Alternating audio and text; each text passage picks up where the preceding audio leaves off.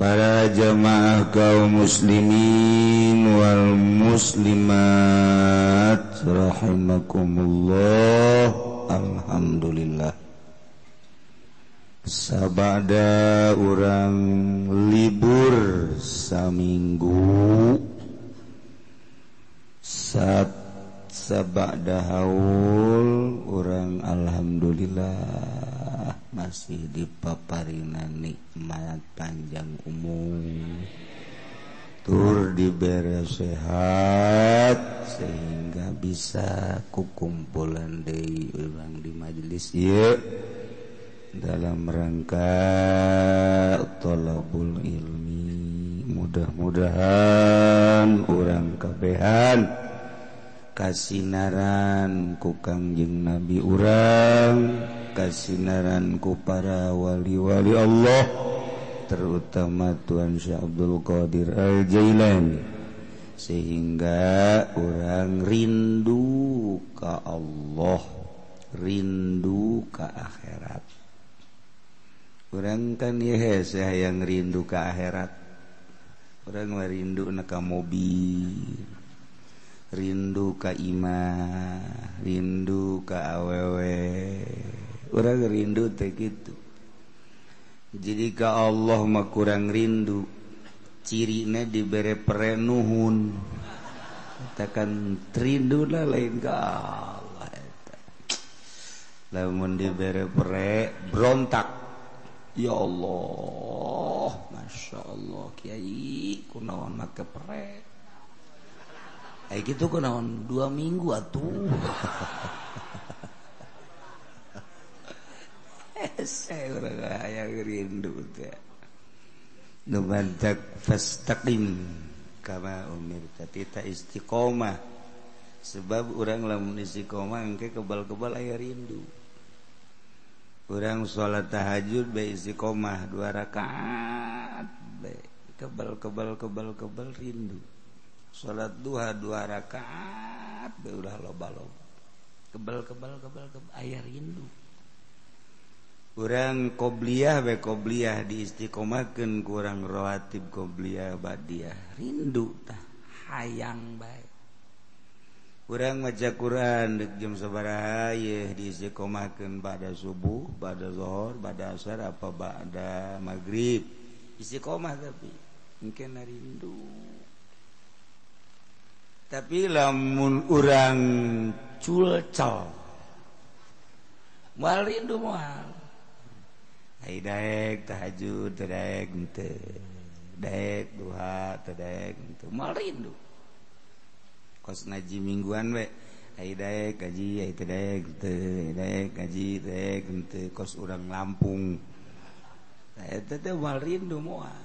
Mun istiqomah rindu. Mentak dina thariqah mah paten. Dina tarekat mah paten teh zikir setiap pada salat sekian. Teu meunang teu. Jadi aya rindu. Mimiti rindu kana salat, rindu kana maca Quran, rindu kana maca sholawat. Ge kebal-kebal mah rinduna kanu dimaksud ku sholat, dimaksud ku sholawat, dimaksud ku zikir. Rindu ka Allah. Engke mah urang rindu teh ka Allah, moal kapanggih jeung Allah lamun teu maot, rindu ka maot. Aya geura pae. Aya geura pae. Sebab moal kapanggih jeung Allah teu pae. Aya kabari aya teh jelema, duh cenah kiai aya daripada kieu ting mamaning paeh bae lah.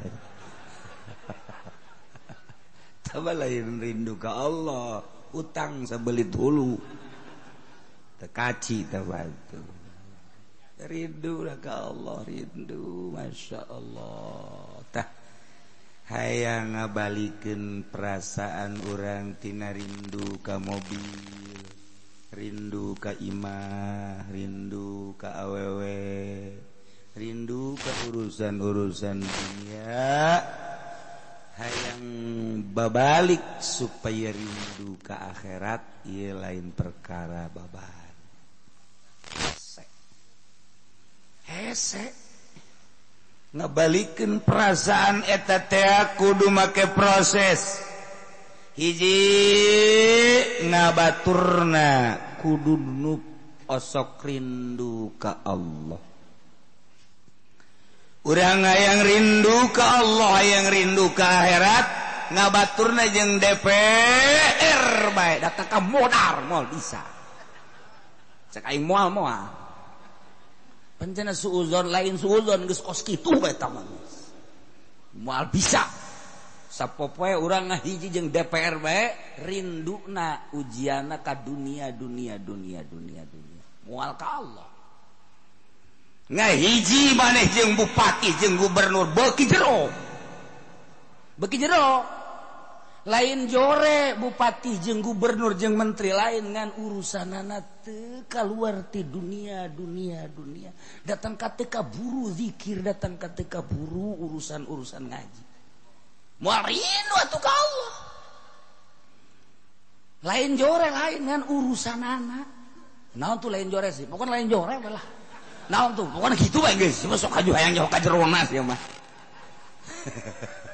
oh Allah moal rindu ka Allah lamun teu babarengan jeung ahli Allah sakitu babarengan jeung ahli Allah ge teu daek rindu-rindu teu daek malah ahli Allah na kabawa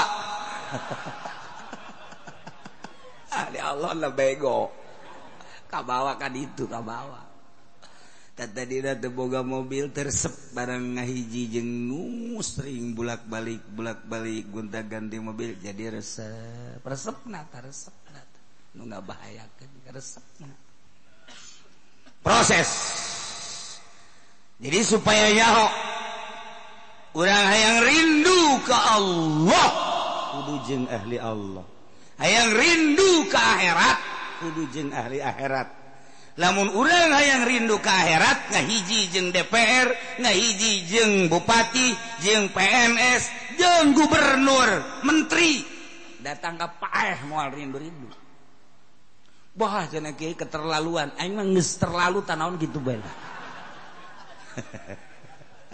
kajeun aing disebut terlalu abe sia nyaho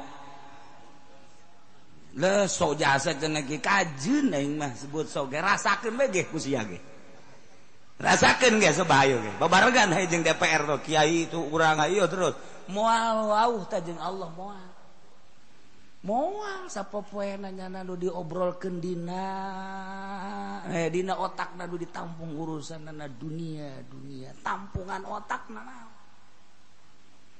meureun mun nyana rindu ka akhirat moal korupsi meureun mun rindu ka Allah mah nyana jara lujur jeung adil keke kiai ai kitu teu jujur jeung adil wallahu a'lam engge teu nyaho ngan cek batur bae engge cek batur cenah pamarentah urang korupsi saha coba kiai lah teu kudu disebutkeun sia leuwih nyaho batan aing urusan kos kitu mah aing mah cek sia nyaho ge henteu nyaho aing mah ngan cenah tuh hiji nomor kedua bensinna nu asup ka awak urang hayang nyaho ka akhirat teu meunang sambarangan ngabensina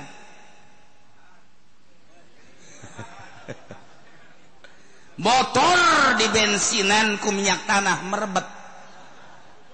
merebet kajen ku kumage wow untung bisa leumpang kene tapi seminggu 2 minggu masana rusak ta motor rusak omo dicaian ye sarua awak urang bensinna salah malah jeung Allah padahal wal akhiratu khairul laka minal ula akhirat teh leuwih bagus tibatan ula dunia tapi orang tetap dunia jeung dunia kunaon ngahijina jeung ahli dunia satungtung urang ngahiji jeung ahli dunia bae kemudian atuh bensinna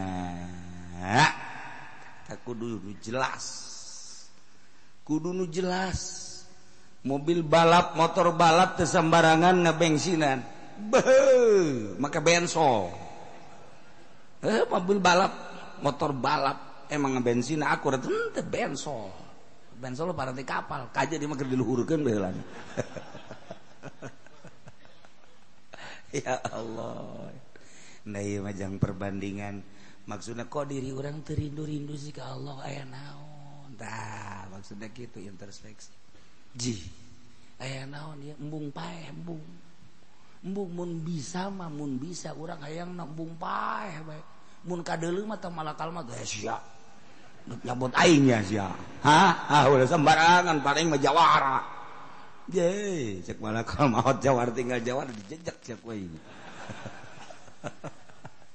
paeh bae masyaallah lain Kangjeng Nabi Musa mah ku gagah-gagahna ditonjok malakal maut ditonjok matana deui teu bisa deuleu bebeja ka Allah Gusti atuh kula moal bisa nyambut nyawa cenah ieu kunaon buta udah kunaon buta ditonjok ku hamba Gusti ngaran Musa gagahnya satah Musa bisa nonjok wow masyaallah di urang ge aya nu bisa nonjok makhluk halus kuntilanak we paling ge urang hese tah ge nah ieu urang sabada haul merenung ngarenungkeun hamba Allah nu geus teu hayangeun dunia hamba Allah anu geus pepegatan jeung makhluk secara zahir mah biasa bae batin hamba Allah anu geus nafsuna nafsul kamilah nafsul radiyah hamba Allah anu geus bisa ngalawan setan ngejauhan tina godaan setan ialah kutubul aulia Tuhan Syekh Abdul Qadir Al Jailani qaddasallahu sirrahul aziz urang mudah-mudahan kabehan dicatet ku Gusti Allah sebagai muridna sehingga kejaga di akhirat urang ke ditulungan belah dieuna ku guru-guru urang belah ditunakut para aulia Allah khususna Tuhan Syekh Abdul Qadir Al Jailani belah dituna pisan ku Kangjeng Nabi Muhammad sallallahu alaihi wasallam nikmat sabada haul libur saminggu sok dipake ziarah ku kula ka guru-guru ziarah ke para wali-wali Allah tikriyeun emang kitu ti almarhumna keneh sok ziarah sabada haul teh tak tahun itu ke Baghdad tahun deui terus ka Irak ka Iran terus ka Mesir tahun berikutna tahun kemari mah ka Wali Sanga deui kemudian tahun ieu mah ka Singapura jadi hareraneun ziarah ka Singapura nang di Singapura wali teh nu marilu jeung kula ge tanda tanya aing dibawa ka mana cenah ku kiai tadi nama de keluarga doang tadi nama barang ngadenge serentak jadi 250 orang lumayan ka Singapura orang Singapura ge molotot bae ieu cenah aya makhluk kos kieu cenah datang ka Singapura teh atuh pan maraka samping di Singapura mah nu make samping nu make celana panjang teu laku celana panjang make cangcut kabeh di Singapura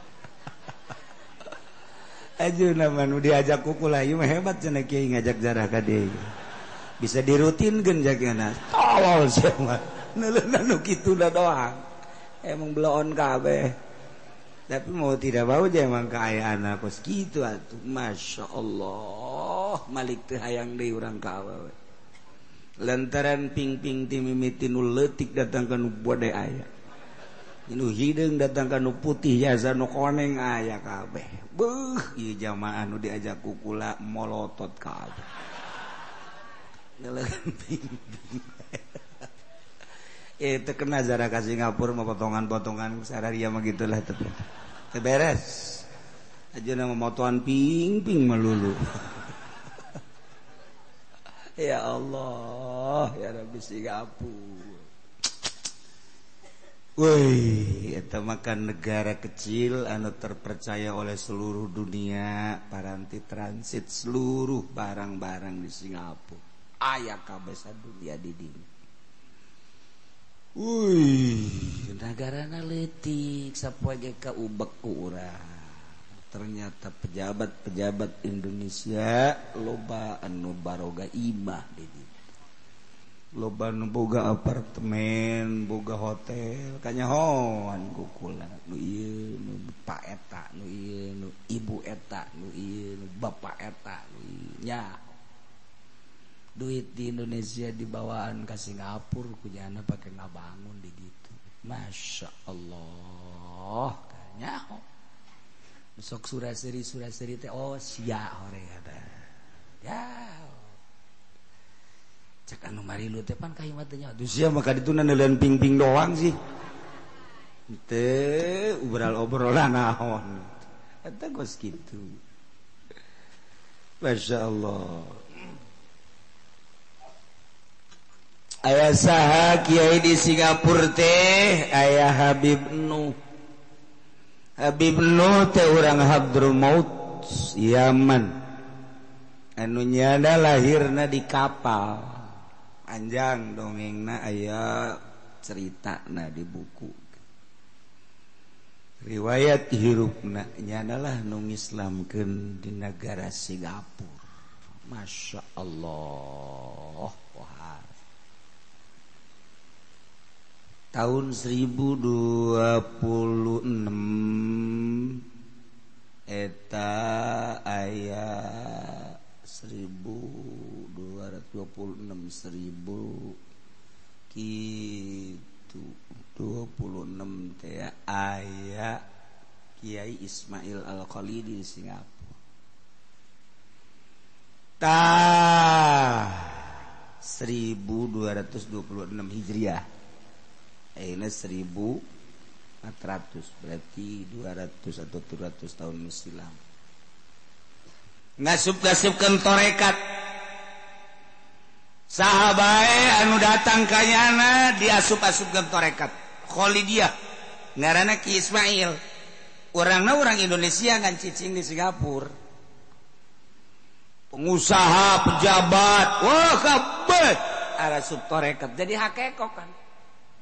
Negara raja asup torekat emang kumaha?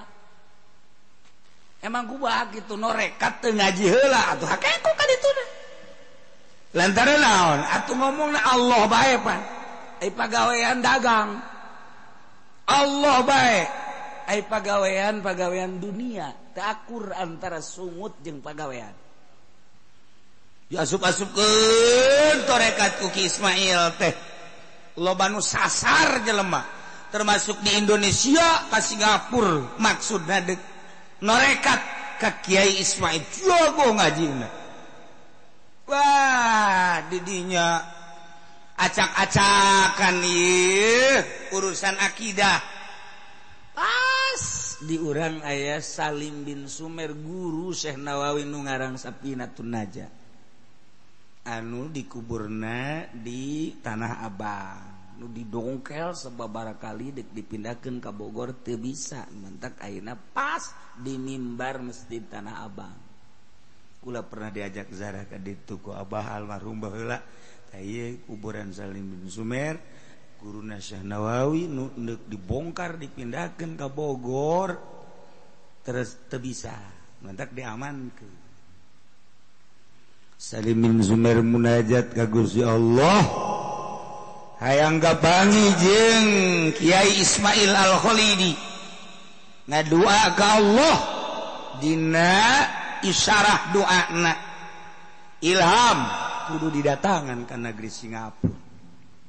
Sedengkeun saat eta kapan kapal udara can aya kapal laut kapal dagang hararese nyana langsung ka Tanjung Priuk ngadoa ka Gusti Allah, ya Allah ya Rabbi abdi sesuai jeung petunjuk Gusti titah ka Singapura neuk nganasehatan Kiai Raden Ismail Al-Khalidi abdi dititah ku Gusti tapi ieu fasilitas kendaraanna teu aya nyagakeun ka Gusti nyagakeun ka Gusti deuk dikumahakeun ieu abdi geus datang ka Tanjung Priuk jol seorang habib.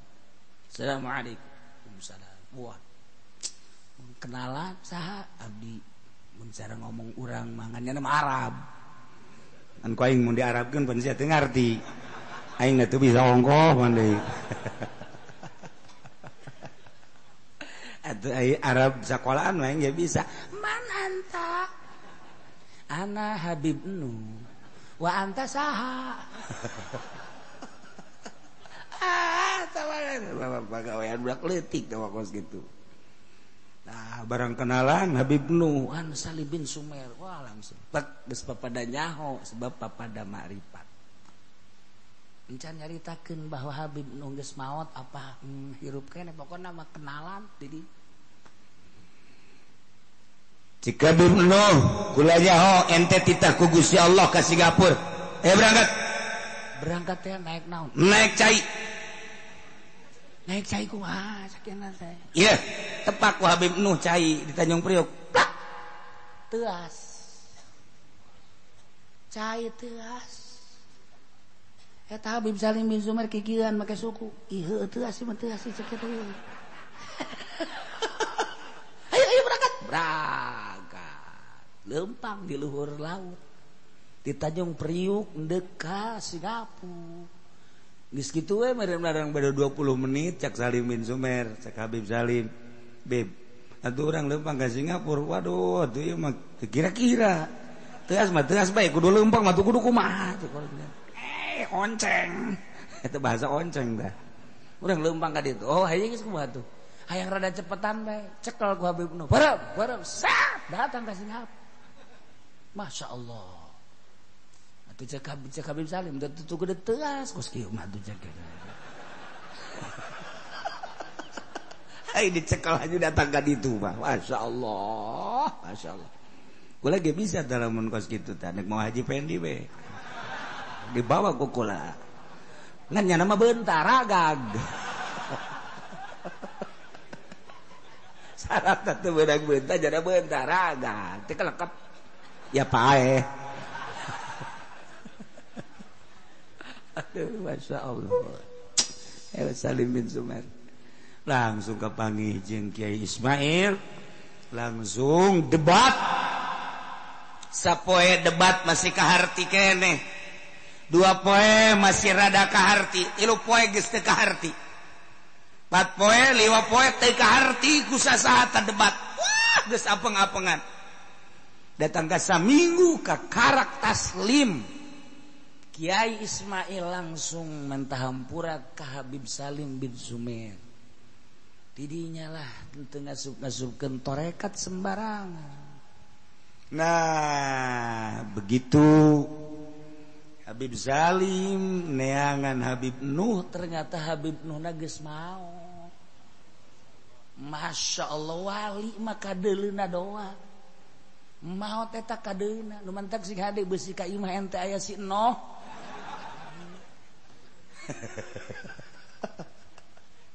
Kos gitulah. Teu saeutik jelema kapanggih jeung Syekh Syarif Hidayatullah jeung Maulana Hasanuddin, Syekh Yusuf. Geus baraot teh kaparanggih deui jeung bangsana mah. Urang pajeun teh sujud datang ka hideung. Hayang kapanggih jeung Syekh Syarif Hidayatullah bal bisa. Paling jeung si Syarif. Jeung si Syarif apa bisa? Ngan ulah make Syekh. Iyalah tahun 20 genep tadi, Masya Allah kakarat Salim bin Sumer ziarah masih dihandap kene kuburanana Habib Nuh di Singapura teh. Islam mah geus aya ngan can pati loba, maksudna deuk dilobakeun Islam teh melalui tarekat ku Syekh Ismail, tapi salah carana ngasupkeun tarekat sembarangan.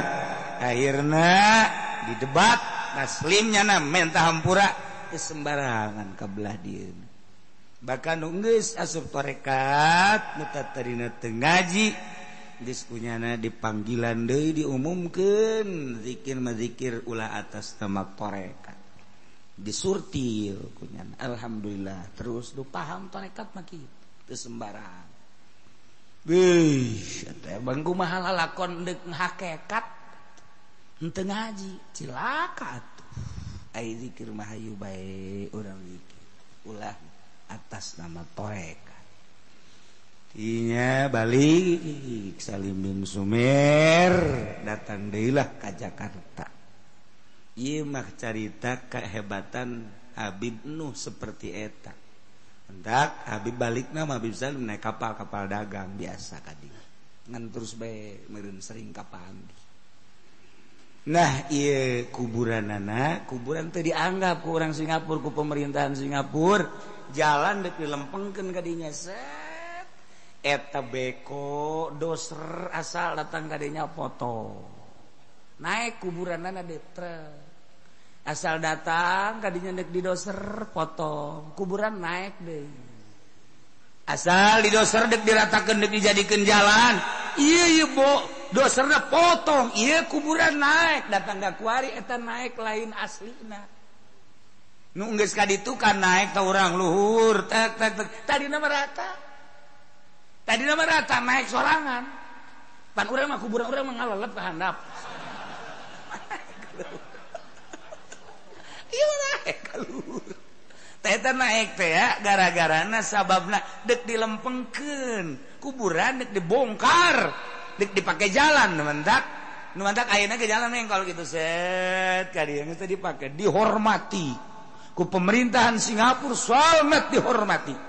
sangat dihormati mantak Islam mulai ti harita loba jasa harita loba arasuk Islam woi Habib Nuh jadi lobaan keneh arasuk Islam sabada maot Habib Nuh dibanding jeung keur hirup kitu dakwahna wali mah teu kudu keur hirup bae geus maot ge dakwah bae wali mah mantak wali mah ulah disangka maot di jero kuburan ge nya mah salat bae apaan cenah kiai ngeusan geus di mata Ibnu Adam in kota amalungan dikersakeun ku Gusti Allah para aulia Allah mah di jero kuburan teh salat zikir biasa bae sakumaha kabiasaannya keur waktu hirup madak loba nu neropong di jero kuburan loba nu keur zikir bae aya nu keur zikir bae nu keur salat bae wali-wali Allah teh kos kararitu teu sembarangan nah nu mentak loba nu arasuk Islam di Singapura jeung dihormati makom Habib Nuh terus sampai ayeuna lah hanya di kalangan para ulama jeung habaib bae ulama ge ulama thariqah lantaran nyana ngembangkeun tarekat alawiyah mantap kalangan habaib nu nyahona kabelah dieuna ulama-ulama loba nu ngajelaskeun tapi ulama thariqah wari mah ramena luar biasa nu zarah ka Singapura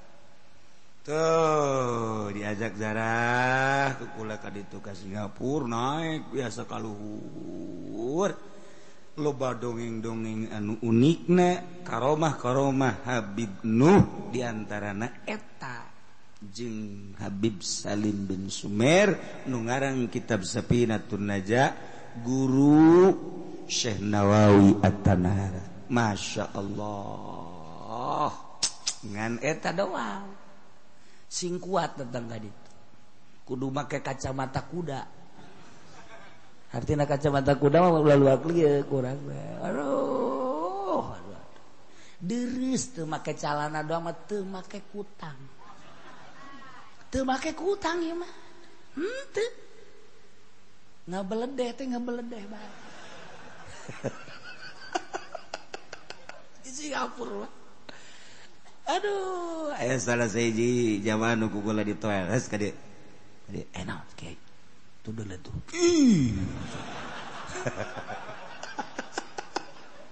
kula mah nanya kitu ge kieu maksudna mun urang taswiridan jam 1 peuting jam 2 manggih kos kitu tak kumaha weuy cak kira teh kudu jam 1 jam 10 ge eta mah kabur urang baheula mah cakolot urang ke mah loba nu rerewigan sia jurig-jurig ku ari di Singapura jurig kabeh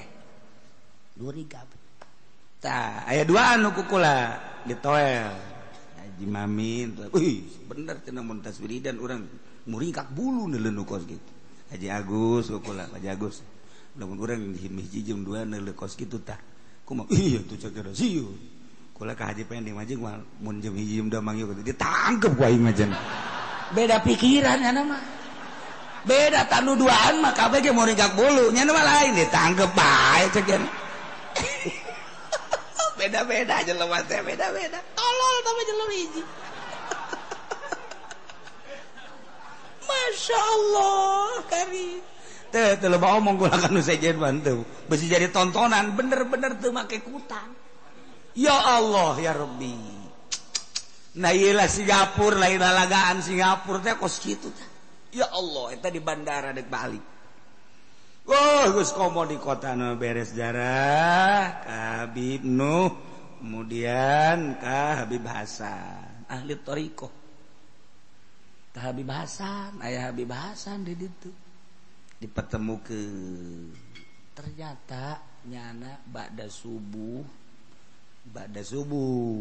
biasa tara sare wiridan ieu ge sare ieu ge bade diuk ganreup sare Habib Nuh datang ka nyana dalam keadaan sare bade diuk ba'da subuh parbo kula di dieu kan kemis Habib Nuh ngabejaan ka Habib Hasan Bib besok bakal ada tamu dari Indonesia sebanyak 250 orang ngabejaan nu mantek nyono tuh nyieun jamuan sangu samin jeung sajabana urang mah di dieu kan teu boga pikiran kumaha datang ka ditu ziarah beres ziarah ka nyana wah atuh ba'da magrib dijamu kabeh meme magrib dijamu kabeh meme magrib wah udah lalar ecol kabeh atuh urang Indonesia diberi gratis gitu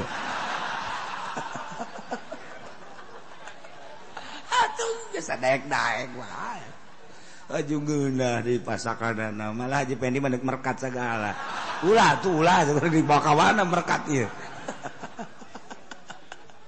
Ya Allah, ya Rabbi nikmat. Teu deuk balik ulah teu meunang. Malum Jumat eta. Teu meunang dicekelan bae dicekelan mimiti dibawa ka kamar ngobrol khusus, kemudian keluar ngobrol bareng, kemudian sholat maghrib dek balik teu meunang geus jamaah mah meureun bada maghrib aya nu balik sebagian aya nu henteu geus kula mah di horeng rotiban terus baca sampailah isya bada isya teu meunang balik dahar deui jeung nyana berjamaah beres dahar dikenal-kenalkeun kepong gede nu aya di dinya akhirna karak balik jadi spontan kaget nyana ge kaget kula ge kaget alhamdulillah ngendong di hotel isuk dah jalan-jalan di Singapura waduh ini jarah jadi campur-campur ini jarah campur-campur dihayukeun bae kula datang ke mana iman-imannya na geus sayangnya ternyata nyarek celekan ta iman aduh jalan-jalan aya sakalian aya nyawa Singapura kula mah di mobil bae begitu kabeh jamaah tarurun kula malah SPP jaga kabehan kula rek di mobil bae mal turun kula supir nanya mobil di dieu mah teu meunang eureun jadi kudu jalan-jalan di Singapura mah atawa kapul jadi teu meunang eureun abeh rapih di Singapura mah ketat teu naon kula rek dibawa kawan ge masalah daripada aing cicing di dinya neulean ping-ping cara si eta bong aing mah di mobil kula mah carita da teu turu diajak jalan-jalan nyahoan kula dikenal-kenalkeun ku gaidna ieu hotel paranti judi internasional lamun judi duitna leutik di dieu lamun judi duitna gede di dieu cek nya teh ka kula ye Pak Haji kalau punya uang mari saya antar cenah sial aduh cek kula ya oke gebang kudu teu penting mau duit teh bari kayak mobil itu loba lah terus tentunya tuh jauh kena naon atuh gara-gara gaid atuh terus we ieu hotel sekian puluh tingkat 24 tingkat 24 tingkat sekian aya di dinya ruangan musik cek cenah puncak kurang menik leub musik dan lain sebagainya sataranjang sadunia dirinya nu sataranjang cek cenah sekarang masih ada waktu kalau kita ke sono hayu wah ya tolol ya juga untungan kula nyaho da kula mah tempatna nyaho mentang engke mah kula neuk ngarikrut di dieu kabehan masih hayang ka nu sataranjang hayu ka ditu kabeh ka Singapura terus dituduh-tuduhkeun bari lempang mobilna jak kula mah teu turun ngobrol bae terus lempang-lempang nyaritakeun hotel anu reng rusak terus dicaritakeun pejabat Indonesia nu boga ieu terus dicaritakeun munyana terus wetan-wetan jahe horengan lain lalaga sekebel nguriling lantaran can pak waktuna sajam leuwih sajam setengah akhirnya setengah jam asup kapul istirahat di dinya ngobrol beres karek jemput orang di Singapura teu menang parkir jadi gula nyaho kuari mah hotel nyaho mun deuk ka ditu teh mun deuk judi kasino hayu ka ditu deuk ka awe anu sataranjang we lah boro-boro di luhur hotel di jero hotel di handap ge sataranjang ieu Singapura lain lalagan kadeleuna mah kos jelema kadeleuk ku zahirna lamun kurang direnung naon bedana jeung embe di mah embe je embel mah je berarti terus make salahna kos ieu waduh masyaallah wah meureun nagara Singapura ge mun rombongan di dieu ka ditu deui nyaho ditarima nyaho teh asana mal ditarima meureun lantaran marake samping kabeh ceknya ieu ngurangan pemandangan ieu tah kos kitulah kaayaan ziarah Singapura aya Habib Nuh jeung aya Masjid Sultan patilasan kitu kerajaan baheula kitu kemudian aya majelis-majelis taklim mah aya pondok pesantren mah aya bekasna doang ku hari teu meunang jadi ku hari deuk ngadirikeun pondok pesantren teu bisa hanya majelis taklim tapi alhamdulillah Islam sangat solid sebab di ditu mah saling menghormati antara sesama teu meunang saling singgung teu meunang saling kutuk teu meunang saling menghormati nu araseup Islam makin hari terus aya bae makin ka dieu aya bae terus mayoritas Hindu di ditu Buddha Hindu Cina tapi terus bae cek Habib Hasan aya bae anu araseup Islam anu seup Islam asup Islam gitulah seputar ziarah Singapura kuari geus loba deui nu hayang nu kamari milu geus tanyakeun irade cenah ka Singapura ge maksudnya ziarah dan lain ziarah resep di pasar doang masyaallah rame jasa di pasar siapa lain di ziarah ada ke pasar macem-macem tadi Singapura kula ngabayangkeun sakitu ge can ka Amerika sakitu can ka Australia sakitu can ka Inggris can ka Belanda ka Eropa ieu kakarak di Singapura doang geus kos kieu komo di negara itu Masya Allah entak inget ka salah seorang pejabat nyaritakeun ka kula lamun ka negara Amerika teu zina geus dianggap malaikat nyana ngomong kos kitu tah lamun urang ka Amerika teu zina geus teu basarua jeung malaikat kunaon us kuloba-lobana perzinahan jeung babari jasa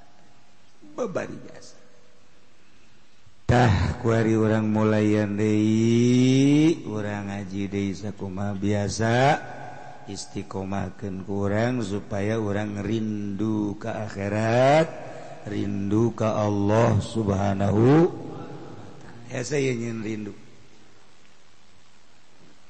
nyen rindu ka Allah teh gampang hese setik kalaas deui setik kalaas deui sedengkeun umur urang teh nyaho buah isuk buah paget mun urang can rindu ka akhirat can rindu ka Allah ieu dikhawatirkeun ka di akhirat usahakeun ku urang coba supaya rindu nyongsrong tasyawuk urang teh boronto ka akhirat ka Allah.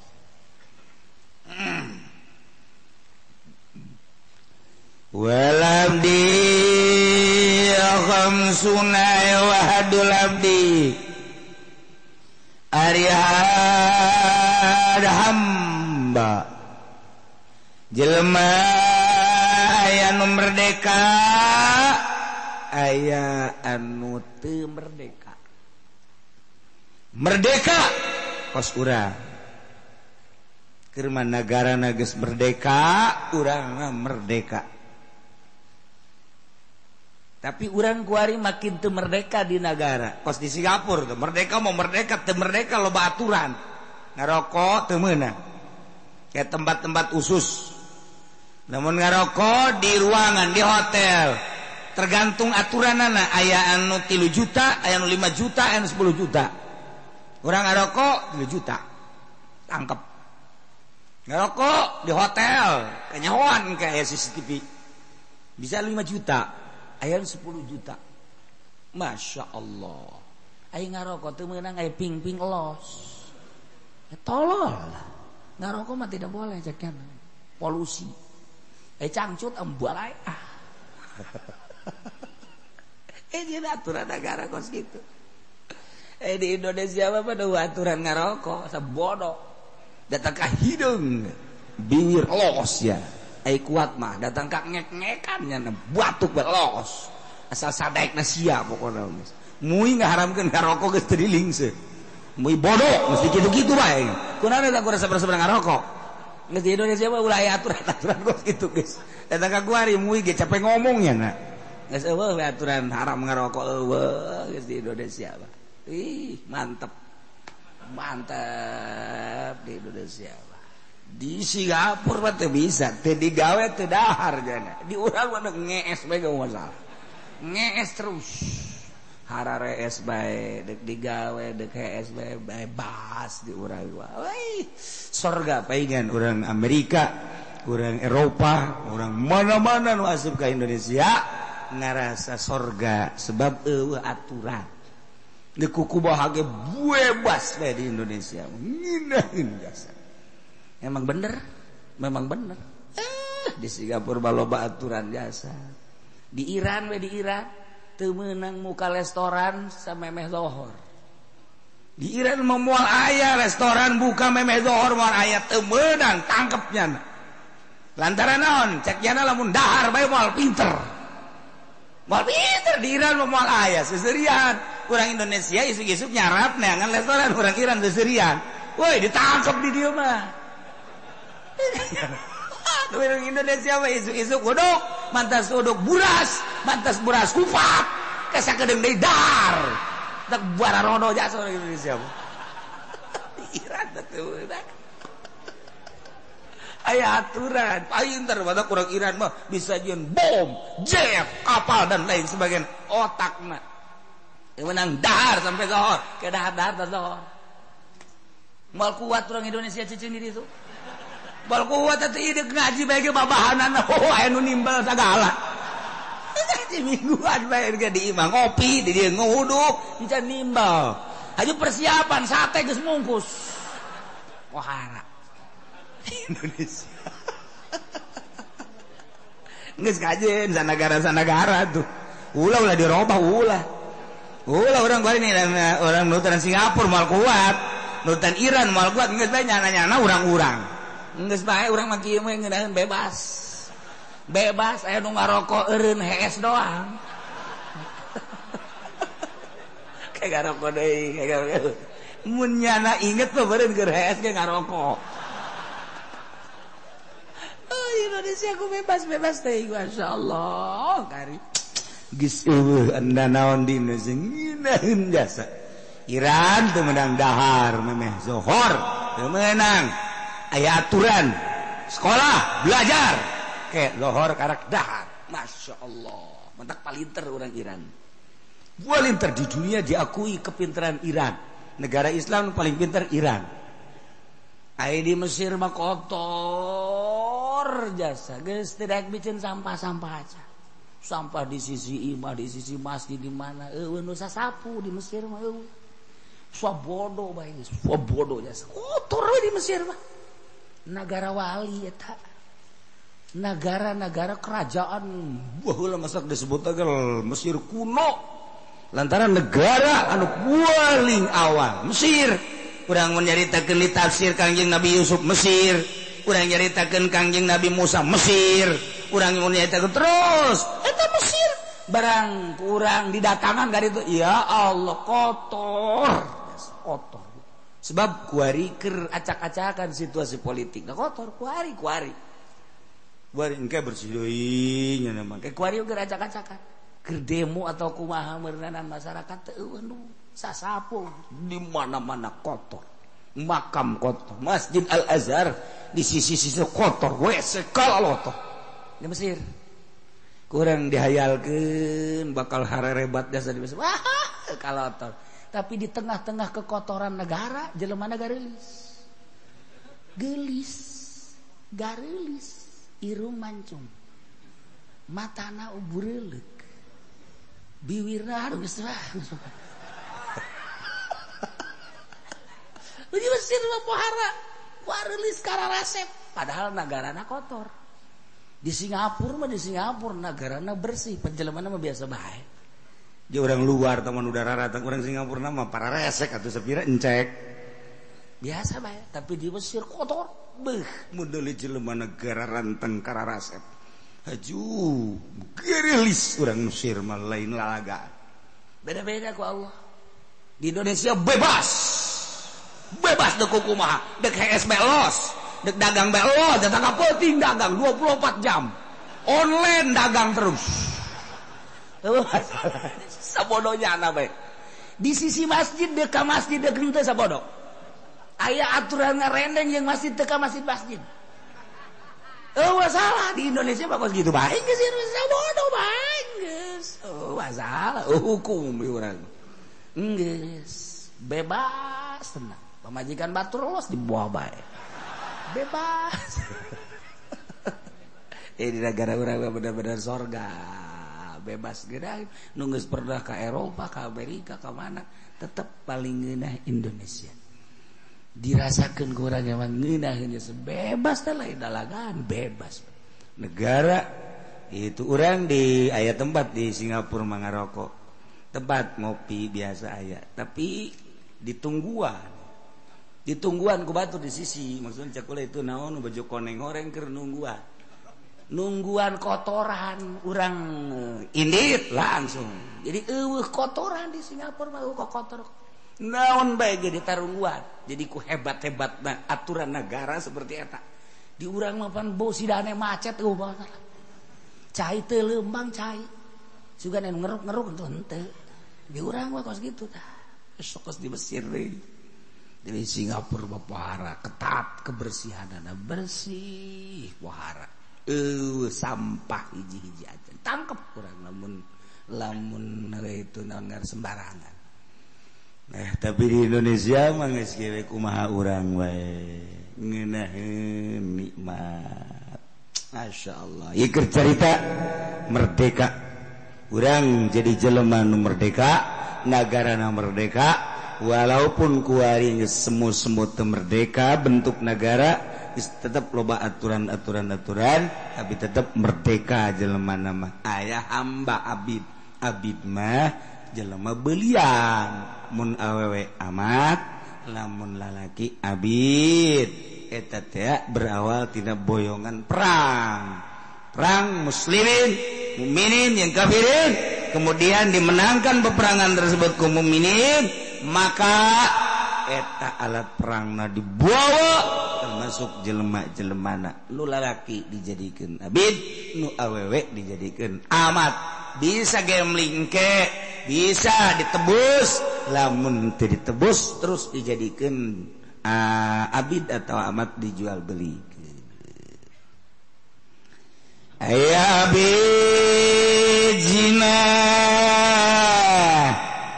maka abid tersebut setelah benar zinahna wajib dihad sarwa bae lain jelema nu merdeka bae. Ketika jana dihad hadna khamsuna 50. Ari jelema merdeka mah kan kamari no kitu ger muson 100 jilidan muson panjang paehan abid 50 rangketan 50 pecutan abid zina had 50 setelah dihad 50 wa yughrabu nisfa sanatin tondong nyana piceun saparo tahun genep bulan jelema merdeka makan satahun abid mah cuman genep bulan wa piqaulin cek dina kaul mah deui cek sakaul sanatan satahun bae wa qaulin wa piqaulin kaul sajian mah la yughrabu teu kudu cenah teu kudu ditundung atau teu kudu ditagrib dipiceun diasingkeun teu kudu. Jadi had mah tetap baik berlaku walaupun ke hamba walaupun ke amat berlaku cuman berlakulah saparo hukum nu ditibakeun ka jelema anu merdeka 100 nya nama 50 nu merdeka dipicin setahun nya nama hanya 6 bulan kumaha netepkeun zinana wa yasbutu bi bayyinatin wallahu a'lam.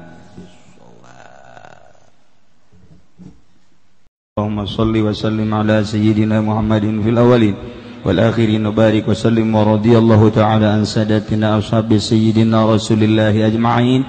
Amin ya Allah ya rabbal alamin. Allahumma arham ummata sayyidina Muhammad, Allahumma ajbur ummata sayyidina Muhammad, Allahumma aslih ummata sayyidina Muhammad, Allahumma farrij an ummati sayyidina Muhammadin sallallahu alaihi wasallam. Allahumma anfa'na bima 'allamtana wa 'allimna ma yanfa'una wa zidna ilman wa yaqinan. Walhamdulillahi ala kulli hal wa na'udzu billahi min kulli hali ahli an-nar. Rabbana taqabbal minna innaka antas samiul alim wa tub 'alaina innaka antat tawwabur rahim. Allahumma hdina siratal mustaqim, Allahumma hdina siratal mustaqim, Allahumma hdina siratal mustaqim, siratal ladzina an'amta 'alaihim minan nabiyyin was-siddiqin wasyuhada'i was-shalihin wa hasuna ulaika rafiqa. Dzalikal fadlu minallahi wa kafa billahi alima.